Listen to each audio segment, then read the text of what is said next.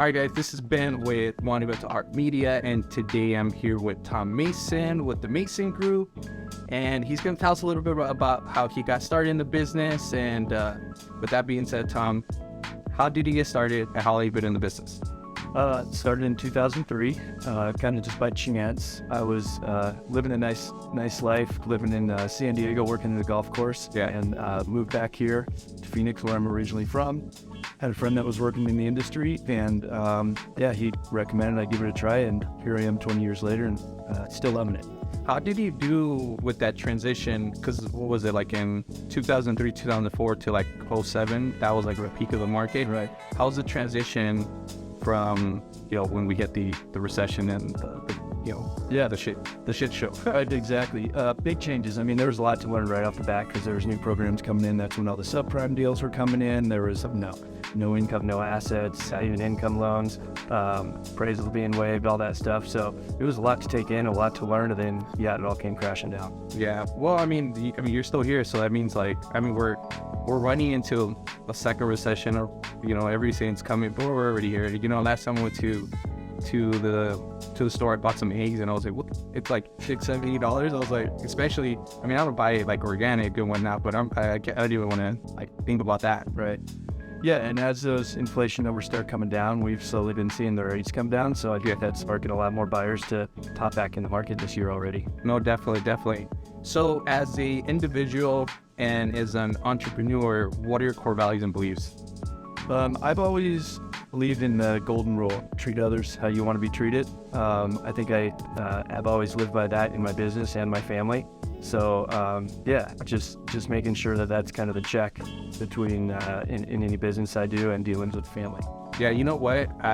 We've known each other for a good 6-7 years, and one of the reasons why we started doing business years ago was because you are so, when it comes to your referral partners, your real estate partners, I do notice that you are focused on investing your time and collaborating with them, and that's one thing that I really love that about you. And I wanted to take some time and to thank you, because years ago when I started doing real estate and I started doing things outside the box and my marketing, I know you gave me an opportunity, you got me on TV, and I was like, hell yeah, I made it. I'm on TV now, so I wanted to thank you. Yeah, appreciate it, man. Yeah, no, at the end of the day, this is a sales job, but I've always viewed it as a customer service job too. I worked in restaurants growing up and all through college, and I saw that same aspect in this job as well. Same with real estate agents. I think at the end of the day, if you're providing good customer service, that's what sells. So. Yeah, no, definitely. And then obviously, because to me, as the agent, obviously I'm transitioning out. I'm still going to have my team, and they're going to be handling all the transactions. I'm going to immediately focus on listings. One of the biggest things that I'm coaching everybody, even my media team behind, is it's all about providing value to your clients, your business partners, and then obviously you being in real estate, your referral partners. You got to take a rest. So that's something I wanted to give highlight that from you, and give you a compliment, because that's something amazing you do. So if I've known you for years, I already know what you do, but if somebody's just happens to watch this a reel or the podcast episode, what do you actually do? So let the audience know. So we do mortgages. We help people buy houses, help people refinance their current loans if they need to. Not a lot of those right now, but I think we take a personalized approach to really assessing what their situation is and what they can do. With the 20 years experience I have, I can quickly assess what their loan options are going to be, what program's going to fit best for them, then get them set up and turn them over to the agent to find the right house for them.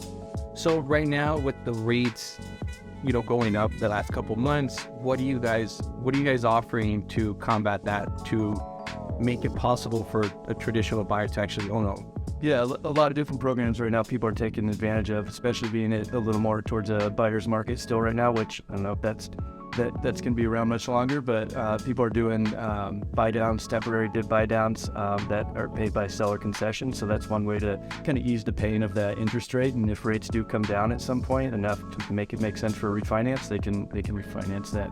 And that's the 2-1 buy down, right? Yeah, there is. Yeah, so I've seen a lot of agents like that. Loan officers talk about that. And, yep.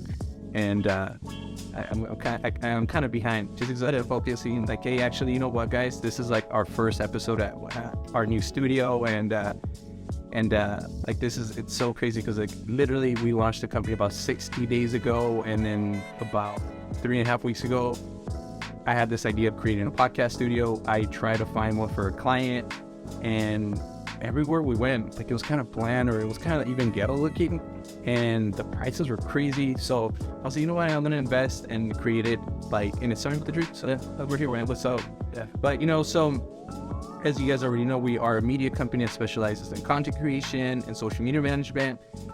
If you have been an entrepreneur for a while, or you're just starting, there's probably a term you're going to hear, and it's called a call of action. What that is how could people find you online, and you have a website, social media, so on and so forth. With that being said, Tom, what's your call of action?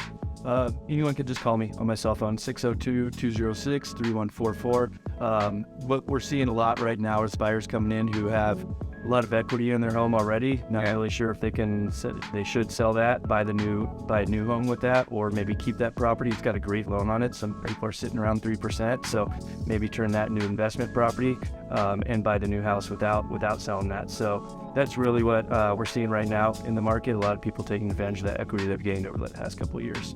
You know what? Just to add to that, I actually own an Airbnb. We launched, I think, March of last year. And so far, I believe I made about $36,000 as a secondary home, and I actually was able to leverage the condo itself. I bought a new home, and then now I have an asset producing. So like that's a great idea, in that you're actually letting your buyers, like, hey, there's that option there. Because to me, actually, next month, the Super Bowl, dude, I'm coming.